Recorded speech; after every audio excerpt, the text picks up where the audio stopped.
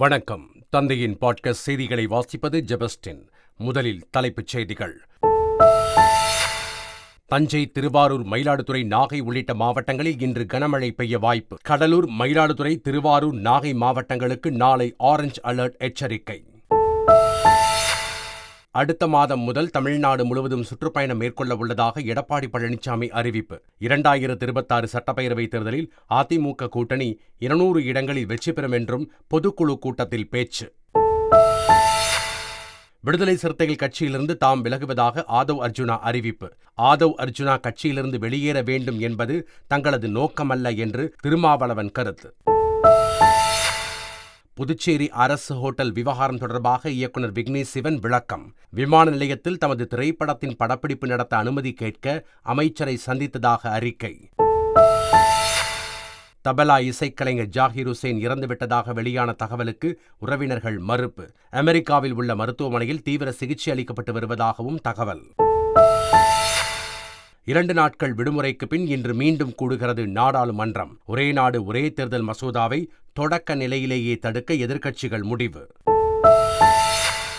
இலங்கை அதிபர் அனுரகுமார திசநாயக்க 3 நாள் அரசுமுறை பயணமாக இந்தியா வருகை. டெல்லி விமான நிலையத்தில் மத்திய அமைச்சர் எல் முருகன் வரவேற்றார்.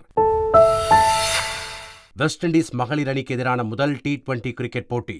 இந்திய மகளிர் அணி 49 ரன்கள் வித்தியாசத்தில் அபார வெற்றி. இனி விரிவான செய்திகள். தமிழகத்தில் 6 மாவட்டங்களுக்கு இன்று கனமழை எச்சரிக்கை விடுக்கப்பட்டுள்ளது. தஞ்சை, திருவாரூர், மயிலாடுதுறை, நாகை உள்ளிட்ட மாவட்டங்களில் இன்று கனமழைக்கு வாய்ப்பிருப்பதாக சென்னை வானிலை ஆய்வு மையம் தெரிவித்துள்ளது. இதேபோல் ராமநாதபுரம், புதுக்கோட்டை மாவட்டங்களிலும் கனமழை பெய்யும் என்று தெரிவிக்கப்பட்டுள்ளது.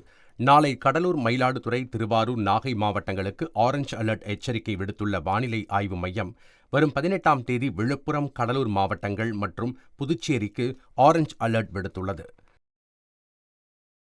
சென்னை வானகரத்தில் அதிமுக பொதுக்குழு கூட்டம் நடைபெற்றது. இதில் கட்சி பொதுச் செயலாளர் எடப்பாடி பழனிசாமி மற்றும் பொதுக்குழு உறுப்பினர்கள் கலந்து கொண்டார்கள். தமிழ்நாட்டிற்கான நிதிப் பகிர்வினை பாரபட்சமில்லாமல் வழங்க வேண்டும் என்பன உள்ளிட்ட 16 தீர்மானங்கள் பொதுக்குழுவில் நிறைவேற்றப்பட்டன. கூட்டத்தில் பேசிய எடப்பாடி பழனிசாமி 2026ஆம் ஆண்டு அதிமுகவிற்கு ஒரு பொற்காலம் காத்திருப்பதாக தெரிவித்தார். அதிமுக கூட்டணி 200 இடங்களில் வெற்றி பெறும் என அவர் கூறினார். வரும் ஜனவரி மாதம் இறுதியிலிருந்து தமிழ்நாடு முழுவதும் தாம் சுற்றுப்பயணம் மேற்கொள்ள உள்ளதாக எடப்பாடி பழனிசாமி அறிவித்தார். அடுத்த வருகின்ற 2026 சட்டமன்ற தேர்தலில் அனைத்து இந்திய அண்ணா திராவிட முன்னேற்ற கழக தலைமையில் அமைக்கப்பட்ட கூட்டணி 200 இடங்களில் வெற்றி பெறும். விடுதலை சிறுத்தைகள் கட்சியிலிருந்து தாம் விலகுவதாக ஆதவ் அர்ஜுனா அறிவித்துள்ளார். அக்கட்சியில் இருந்து தற்காலிகமாக இடைநீக்கம் செய்யப்பட்ட துணை பொதுச் செயலாளரான ஆதவ் அர்ஜுனா விடுதலை சிறுத்தைகள் கட்சி தலைவர் திருமாவளவனுக்கு கடிதம் எழுதியுள்ளார். அதில் சாதிய ஆதிக்கத்தினால் புறக்கணிக்கப்பட்ட மக்கள் அதிகாரத்தை அடைய வேண்டும் என்ற நோக்கில்தான் தாம் விடுதலை சிறுத்தைகள் கட்சியில் இணைந்ததாக ஆதவ் அர்ஜுனா குறிப்பிட்டுள்ளார். விடுதலை சிறுத்தைகள் கட்சியின் கொள்கைகளிலும் நிலைப்பாடுகளிலும் எவ்வித கருத்து வேறுபாடும் இல்லை என்று குறிப்பிட்டுள்ள ஆதவ் அர்ஜுனா தனக்குள் எழுந்த சில நியாயமான கோபங்கள் மற்றும் மக்கள் நலனுக்கு எதிரான விவகாரங்கள் குறித்து வெளிப்படும் கருத்துக்கள் விவாத பொருளாக மாறுவதாகவும் அது ஒரு கட்டத்தில் தனக்கும் திருமாவளவனுக்கும் இடையே விரிசலை ஏற்படுத்தும் போக்காக மாறுவதை விரும்பவில்லை என்றும் ஆதவ் அர்ஜுனா தெரிவித்துள்ளார். விடுதலை சிறுத்தைகள் கட்சியிலிருந்து ஆதவ் அர்ஜுனா வெளியேற வேண்டும் என்பது தங்களது நோக்கமல்ல என்று திருமாவளவன் தெரிவித்துள்ளார். அவர் இந்த முடிவை எடுத்திருப்பது அவருக்கு சரி என்ற அடிப்படையில் தான் மேற்கொண்டிருக்கிறார். அவரை கட்சியிலிருந்து நீக்க வேண்டும் என்பதோ அல்லது கட்சியிலிருந்து அவர் வெளியேற வேண்டும் என்பதோ நம்முடைய நோக்கத்தை. மறைந்த காங்கிரஸ் கட்சியின் மூத்த தலைவர் EVKS இளங்கோவனின் உடல் முழு அரசு மரியாதையுடன் தகனம் செய்யப்பட்டது. உடல்நலக்குறைவால் சென்னையில் காலமான இளங்கோவனின் உடலுக்கு பல்வேறு தலைவர்களும் பொதுமக்களும் அஞ்சலி செலுத்தினர். பின்னர் அவரது உடலுக்கு இறுதிச் சடங்குகள் செய்யப்பட்டு முகலிவாக்கம் மின்மயானத்திற்கு கொண்டு செல்லப்பட்டது. அங்கு முழு அரசு மரியாதையுடன் 39 குண்டுகள் முழங்க உடல் தகனம் செய்யப்பட்டது. தொடர்ந்து அங்கு நடைபெற்ற இரங்கல் கூட்டத்தில் அமைச்சர்கள் தாமு அன்பரசன், மா சுப்பிரமணியன் உள்ளிட்டோர் பங்கேற்றனர். பிரபல தபலா இசைக்கலைஞர் ஜாகிர் ஹுசேன் காலமானதாக கூறப்பட்ட நிலையில் அவர் உயிருடன் இருப்பதாக உறவினர் தரப்பில் தெரிவிக்கப்பட்டுள்ளது.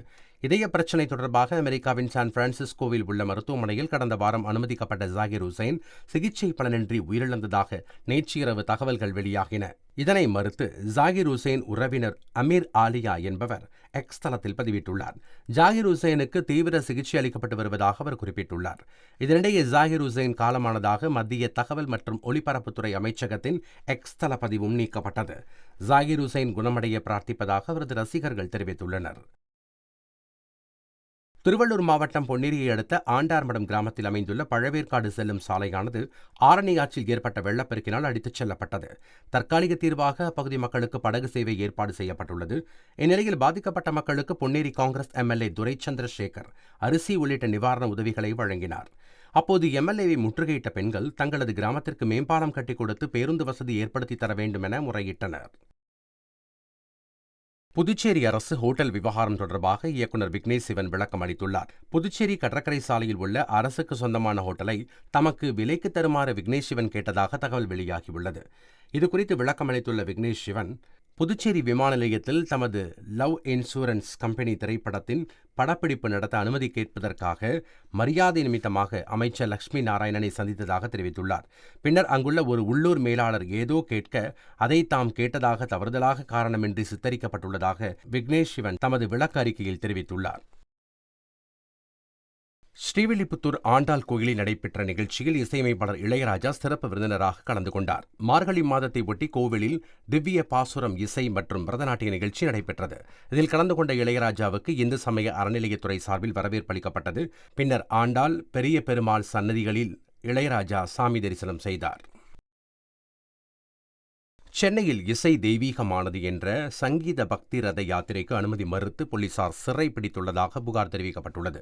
சங்கீத ஞானமு என்ற அமைப்பு சார்பில் நாயன்மார்கள், ஆண்டாள், கர்நாடக சங்கீத புரவலர்கள் ஆகியோரின் சிலைகளுடன் இசை தெய்வீகமானது என்ற பெயரில் விழிப்புணர்வு யாத்திரை ரதம் வடிவமைக்கப்பட்டது. சென்னையில் உள்ள பல்வேறு மடங்கள், சபாக்களுக்கு செல்வதற்கு திட்டமிட்டு கடந்த 12ஆம் தேதி மயிலாப்பூர் கபாலீஸ்வரர் கோவிலிலிருந்து யாத்திரையை தொடங்கியது. இந்நிலையில் மயிலாப்பூரில் உள்ள PS பள்ளியில் நிறுத்தப்பட்டிருந்த ரதத்தை போலீசார் சிறைப்பிடித்து யாத்திரைக்கு அனுமதி மறுத்துள்ளதாக ஏற்பாட்டுக் குழுவினர் தெரிவித்துள்ளனர். இது தொடர்பாக சென்னை காவல் ஆணையர் அலுவலகத்தில் இன்று மனு அளிக்க உள்ளதாகவும் தெரிவித்துள்ளனர். கிருஷ்ணகிரி மாவட்டம் ஹோசூர் அருகே தேன்கனிக்கோட்டை, ஜவலகிரி வனப்பகுதிகளில் காட்டு யானைகள் முகாமிட்டுள்ளன.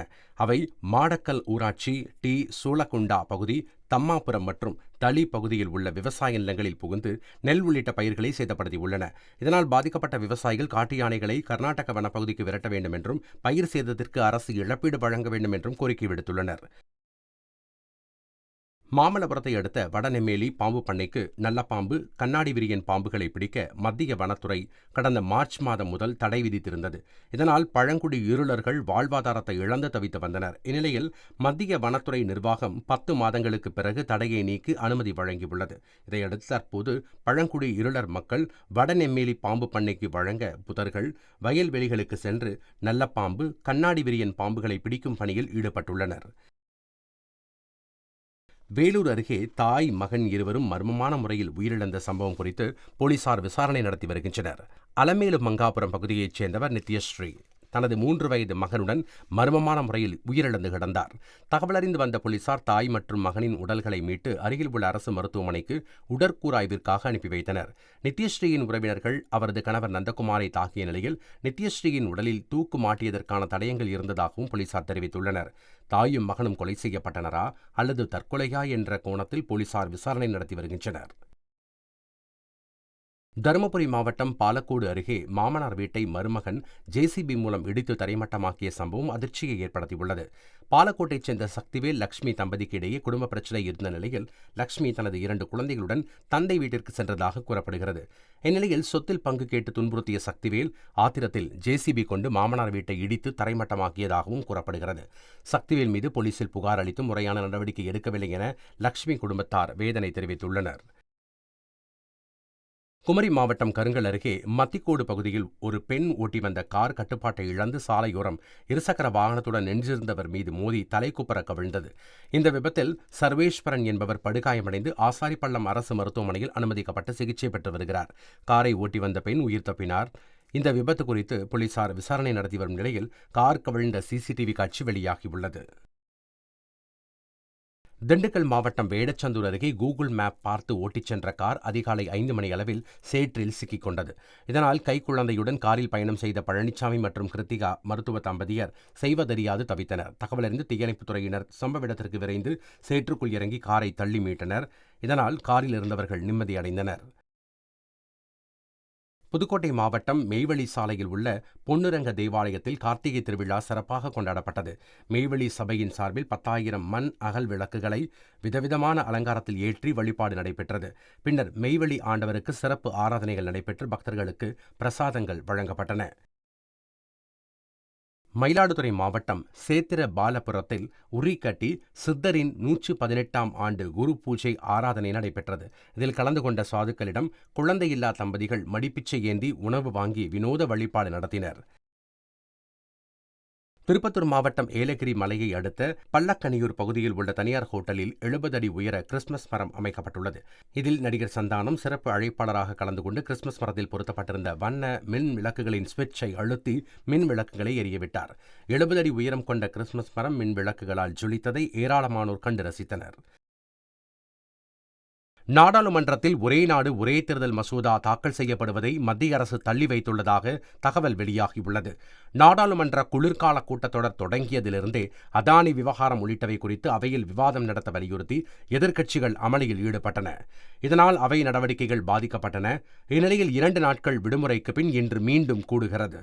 இதற்கிடையே மக்களவையில் ஒரே நாடு ஒரே தேர்தல் மசோதாவை மத்திய சட்டத்துறை அமைச்சர் அர்ஜுன் ராம் மேக்வால் இன்று தாக்கல் செய்ய மாட்டார் என தகவல் வெளியாகியுள்ளது. அதனை தொடக்க நிலையிலேயே தடுக்க எதிர்க்கட்சிகள் முடிவு செய்துள்ளன. இலங்கை அதிபர் அனுரகுமார திசநாயக்க 3 நாள் அரசுமுறை பயணமாக இந்தியா வந்துள்ளார். அவரை டெல்லி விமான நிலையத்தில் மத்திய அமைச்சர் எல் முருகன் வரவேற்றார். குடியரசுத் தலைவர் திரௌபதி முர்மு, பிரதமர் மோடி உள்ளிட்டோரை இலங்கை அதிபர் அனுரகுமார திசநாயக்க சந்தித்து பேச உள்ளார். அவர் பீகாரில் உள்ள புத்த கயாவுக்கு சென்று வழிபாடு நடத்தவும் உள்ளார். மகாராஷ்டிர மாநில அமைச்சரவை விரிவாக்கம் செய்யப்பட்டு 39 பேர் அமைச்சர்களாக பதவியேற்றுக் கொண்டனர். மகாராஷ்டிரா சட்டப்பேரவைத் தேர்தலில் பாஜக தலைமையிலான மகாயுக்தி கூட்டணி வெற்றி பெற்றதைத் தொடர்ந்து கடந்த 5ஆம் தேதி பாஜகவை சேர்ந்த தேவேந்திர ஃபட்னவிஸ் முதல்வராக பதவியேற்றார்.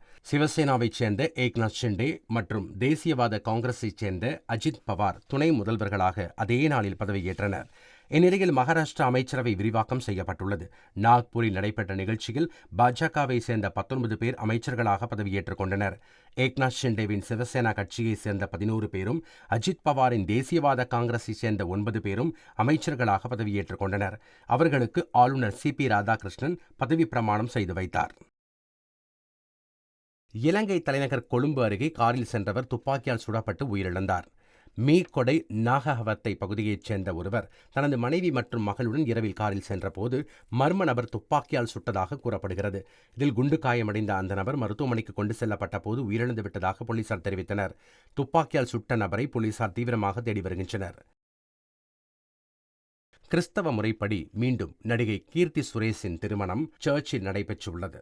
நடிகை கீர்த்தி சுரேஷ் அவரது 15 வருட காதலர் ஆண்டனி தட்டிலை கடந்த 12ஆம் தேதி திருமணம் செய்து கொண்டார்.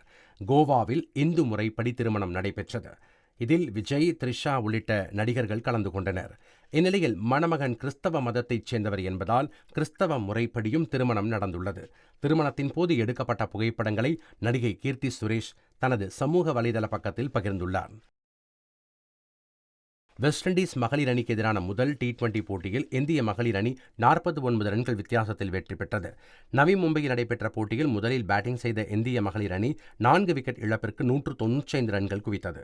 அதிகபட்சமாக ஜெமிமா ரோட்ரிக்ஸ் 73 ரன்களும் ஸ்மிருதி மந்தனா 54 ரன்களும் விளாசினர்.